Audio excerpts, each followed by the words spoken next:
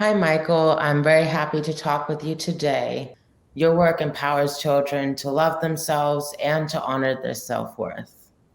Beyond Differences has been honored to work with you on our 2021 Know Your Classmates curriculum that incorporates discussion around your book, The Skin You Live In. The book addresses race and skin color in possibly the most creative and relatable way that I've ever seen. It sparks a new way to look at who we are and how we love our skin, no matter what color it is. When did you first become aware of your skin color, and how did that inform your perception of yourself and the world around you? I think every child, as I did growing up, is aware of our color in a very benign way. It's simply a comparison characteristic that we have with other children. Some of us have red hair, some blonde, some long hair, some short. And I never really thought of my color for any other reason than that, despite the fact I was born just 4 years before the '64 Civil Rights Act. I was aware of what was going on in the nation with respect to racism, but it didn't really impact me personally. That didn't happen until I was about 5 years old when I had my very first experience with direct racism. What happened when you were 5? When I was 5, I went with my parents to visit my father's side of the family down in Arkansas. And just before we arrived at Cotton Plant, Arkansas, we always stopped at this little diner and had a little something to eat. And my brothers and I sat at the bar where the stools were because we wanted to spin around on the stools, and my mother and father took a booth.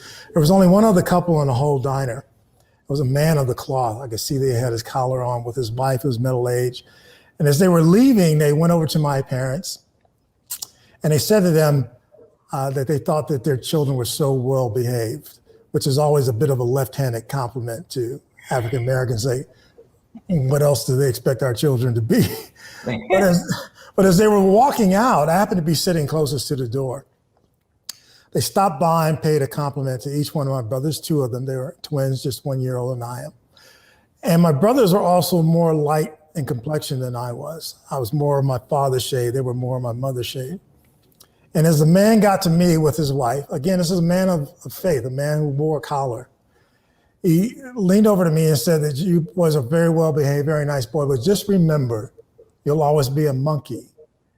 And I was 5 years old, and I was absolutely floored by that comment. Turned around, looked at my mother and father. They saw that I was greatly disturbed about that. And my father went after the man, and fortunately enough, he had gotten in his car and driven away because this was 1965, Arkansas, and he had caught that man. It would have been a different outcome for my entire family.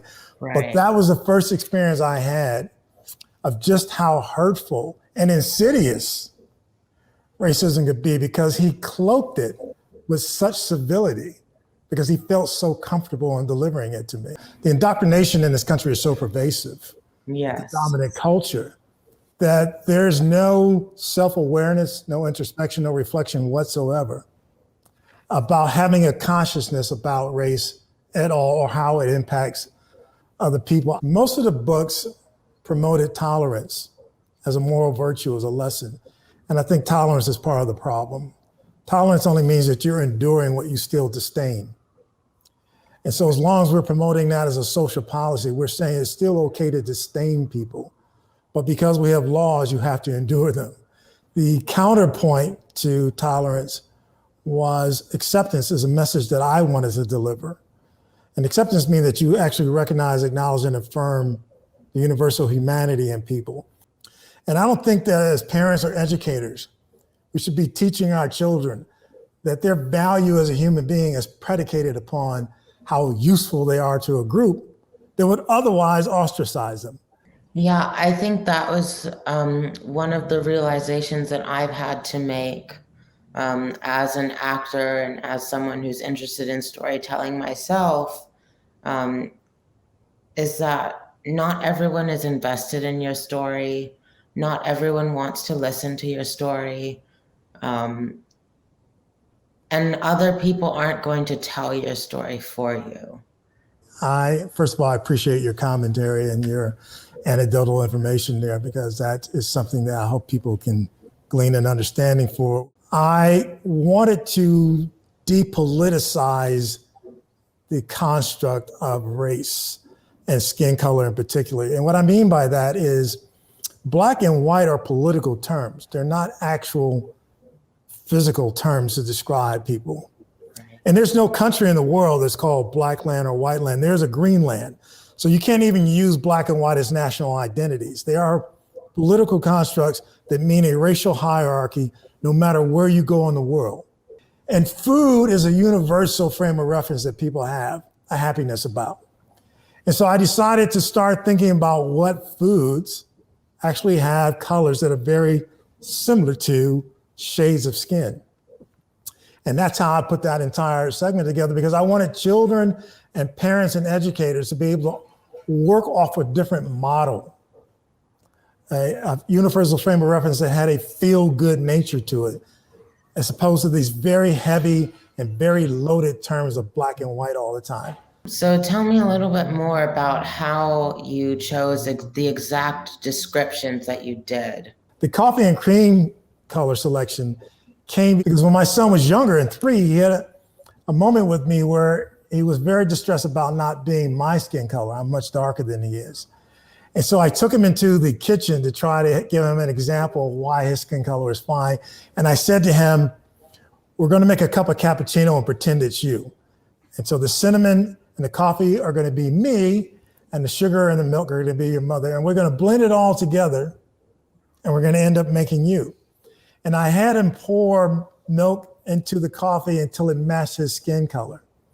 And then we put some sugar in it, and we put some foam on top, and I told him to taste it. But before he did, I asked him, I said, this is you, so you got to tell me how you taste. And he did. And he said, I taste really good. And from that point on, for 2 years, he went around announcing himself as the Cappuccino Bambino. But I offer that story because I want parents and educators to know that it's in the moment when we have to come up with lessons. It's in the moment when we have to come up with solutions. And if we can do so without the indoctrination of stigma and stereotypes and myopia that we've grown up with, we will finally get our children to a generation that will get beyond this. It makes me wonder, having known that you've read that section in my book about skin color, and we've been discussing this, it makes me wonder, if you had to pick a term, if you had to base it on food or anything else you want to base it on, what would you describe your color? I don't know. Maybe cashew cream, or possibly like chai and milk or something. That's wonderful. That's absolutely wonderful. Mine, in case anyone's interested, that I've always described myself as chocolate supreme. Mine does not sound that great. Yours is fantastic all unto itself. Well, it's great how you've taken conversations about discrimination and social justice, and you've given people tools through your books and your stories and your resources to spark conversations like this one. So thank you very much for joining me today and for doing all that you do. It's been my great pleasure to have this conversation with you, and I hope that others can take from it what we had hoped to offer through it. Thank you.